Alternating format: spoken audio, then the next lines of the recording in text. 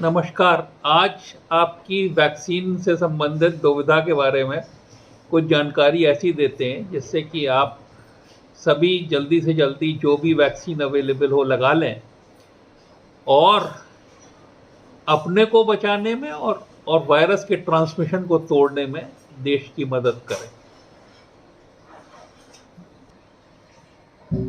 तो सबसे पहले यह है कि ससेप्टेबल हैं कुछ लोग।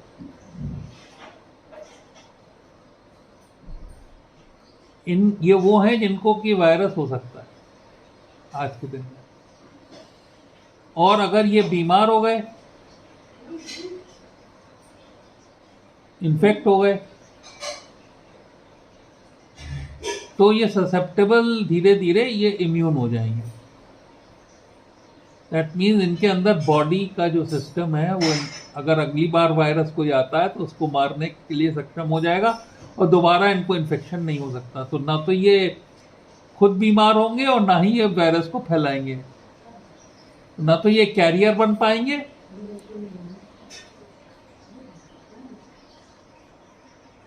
और ना ही ये बीमार हो पाएंगे। ये दोनों संभावनाएं इनके अंदर टोटली खत्म हो जाएंगी, फिनिश हो जाएंगे। तो अब सवाल इस बात का उठता है कि ये इम्यून एक तो इन्फेक्शन से हो सकते हैं, बीमारी से, डिजीज से, और एक वैक्सीन से।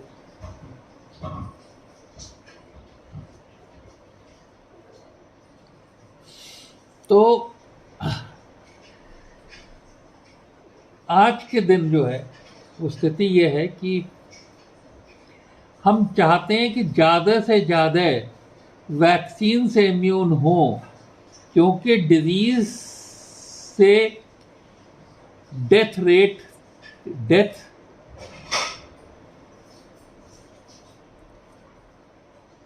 है जो 3% है दुनिया में, भारत में हो सकता है ज़्यादा हो। दूसरा, क्लॉट से डरते लोग। तो क्लॉट में जो डिजीज से क्लॉटिंग के चांस है, सेरेब्रल वेन्स में, ब्रेन की वेन्स में और पोर्टल वेन में, लिवर की वेन में, इनमें जो क्लॉटिंग का चांस है डिजीज से अगर 10 है तो किसी भी तरह की वैक्सीन से 1 है। तो इसलिए अगर कॉम्प्लिकेशन भी ले लें तो भी वैक्सीन के ही फेवर में जाता है। इसलिए वैक्सीनेट होके अपने को बचाएं और ट्रांसमिशन बचा के औरों को बचाएं, ये हम लोगों का सबका बहुत इम्पोर्टेंट दायित्व है। अब सवाल उठा कौन सी वैक्सीन? तो छोटा सा जवाब है, जो अवेलेबल।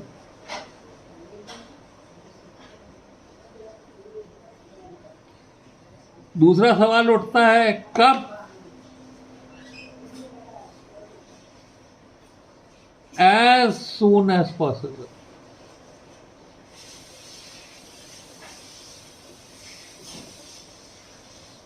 तीसरा सवाल होता है कि भैया कोई कॉन्ट्राइंडिकेशन है, किसी के साथ नहीं ले सकते?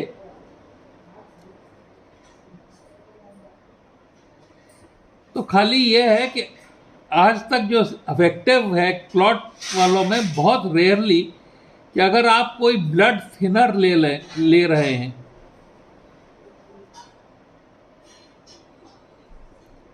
तो बेसिकली ब्लड थिनर अगर हिपेरिन नहीं होना चाहिए, हिपेरिन की जगह अगर एस्पिरिन है या कोई और ब्लड थिनर है तो क्लॉट के चांसेस जो हैं वो घट जाएंगे।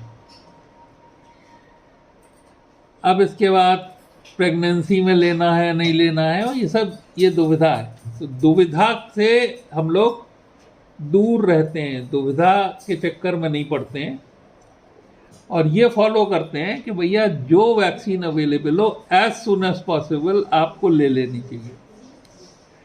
और इससे फ़ायदा क्या होगा? आपको भी फ़ायदा होगा, क्योंकि अगर आपका 1 in 1100 चांस है कोरोना इन्फेक्शन कैच करने का आज के दिन, तो वैक्सीन की फर्स्ट डोज के बाद वो रिड्यूस होकर 1 in 5,000 हो जाएगा, और वैक्सीन के सेकेंड डोज के बाद रिड्यूस होकर वो 1 in 15,000 हो जाएगा। तो ये फायदा है, और ये तो हो गया फायदा, बेनिफिट। और जो बड़ा चर्चित क्लॉट हो जाएगा, क्लॉट हो जाएगा, तो दो जगह क्लॉट हो सकता है, एक पोर्टल वेन में हो सकता है, एक सेरेब्रल वेन में हो सकता है। तो अगर कोविड को दे दिया जाए तो जो क्लॉट की रेट है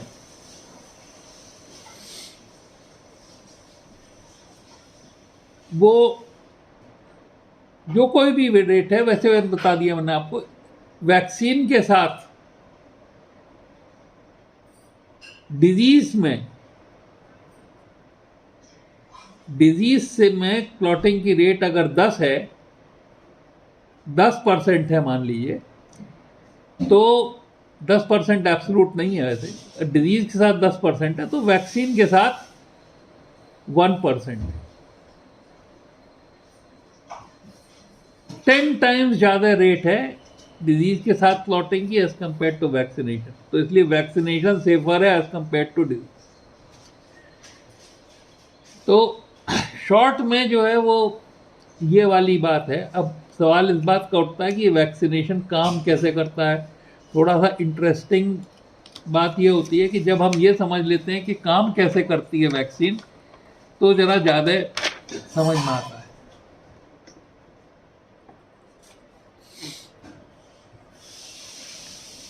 तो ये प्रोटीन्स हैं, मान लीजिए वायरस से ये प्रोटीन निकली, ये सेल के अंदर वायरस आ गया। हमने आपको बताया था कि सेल के अंदर ये वायरस जो है वो एस रिसेप्टर से चिपक गया, एस रिसेप्टर से चिपक के अंदर आ गया, इसने प्रोटीन दे दी। यहाँ पे एक एंजाइम होती है ट्रांसपोर्टिन, उस ट्रांसपोर्टिन से ये न्यूक्लियस के अंदर चली गई और वहाँ के डीएनए में इसने ऐसा चेंज कर दिया कि एक तो वायरस पार्टिकल बना,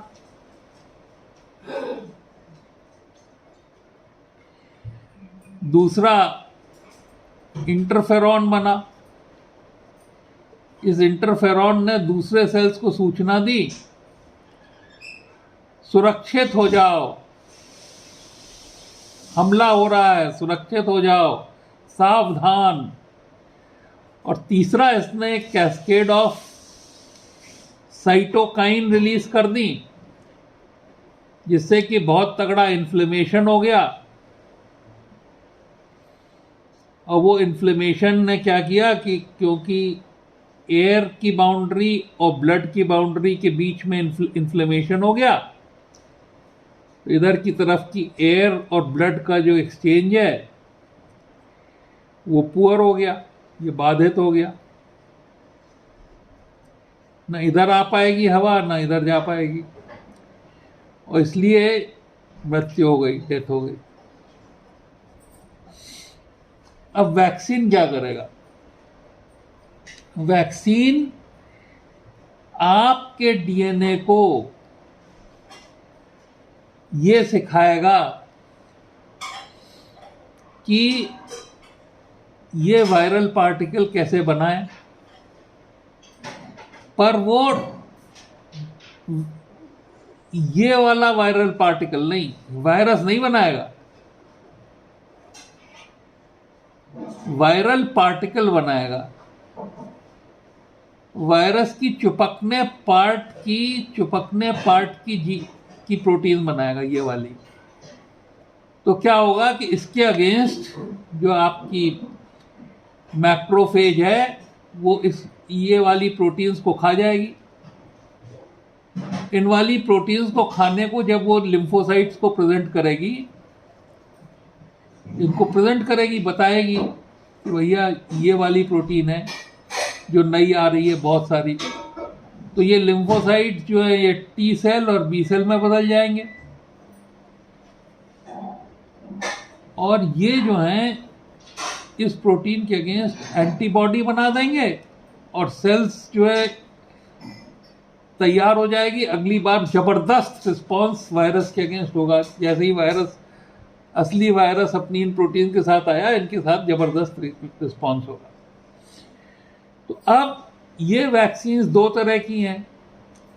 एक तो जो कि डीएनए आप ऐसा डाल दें जो कि वायरल पार्टिकल बनाए और वायरस ना बनाए, और दूसरा ये है कि आप मैसेंजर आरएनए डालें, वो मैसेंजर आरएनए डीएनए बनाए और वो डीएनए जो है जाके इस तरह का वायरल पार्टिकल बनाए। तो ये दो तरह की वैक्सीन है। तो आपकी कोवैक्सीन मैसेंजर आरएनए है, एस्ट्राजेनेका कोविशील्ड डीएनए वैक्सीन। ठीक है, तो ये शॉर्ट में जो है वैक्सीन्स के बारे में है, और ये जानकारी आपको ये निर्णय लेने में मदद करेगी कि वैक्सीन लगवाओ,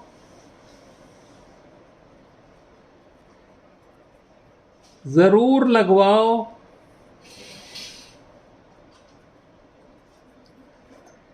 कोई सी भी लगवाओ, जल्दी जल्दी लगवाओ।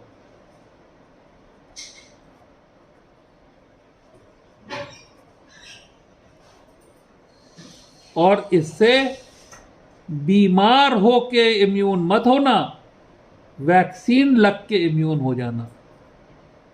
अपने को प्रोटेक्ट करना और अपने देश में कोरोना पैंडेमिक के खिलाफ लड़ने में उनकी मदद करना। क्योंकि जब ये वायरस पार्टिकल है